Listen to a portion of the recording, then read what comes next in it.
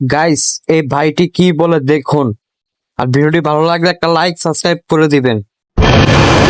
Israeli কোনো হামলা ইরানে আঘাত হানার সুযোগ দেবে না ইরান।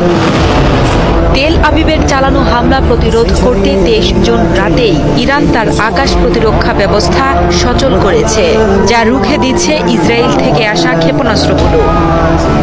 রয়টার্সে প্রকাশিত এক প্রতিবেদন থেকে জানা যায়, ইসরায়েল যখন ইরানি রাজধানীতে সাম্প্রতিক সংঘাত শুরুর পর থেকে তাদের সবচেয়ে বড় হামলা চালায়, ঠিক তারপরই বৃহৎ আকারে তেহরানের আকাশ প্রতিরক্ষা ব্যবস্থা সক্রিয় করে তোলে দেশটি।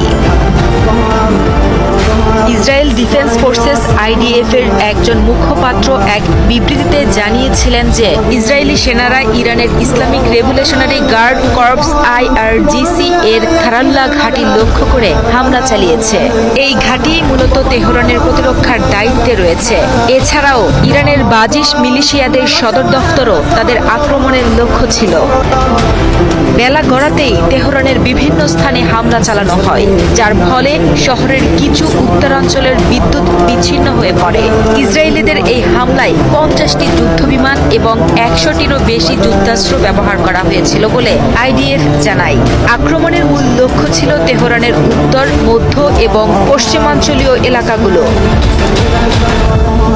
আর এভাবেই এক রাতে তেহরানের আকাশ যেন রণক্ষেত্রে পরিণত হয়, যেখানে ইসরায়েলের আক্রমণ আর ইরানের প্রতিরোধের এক নাটকীয় লড়াই চলছিল।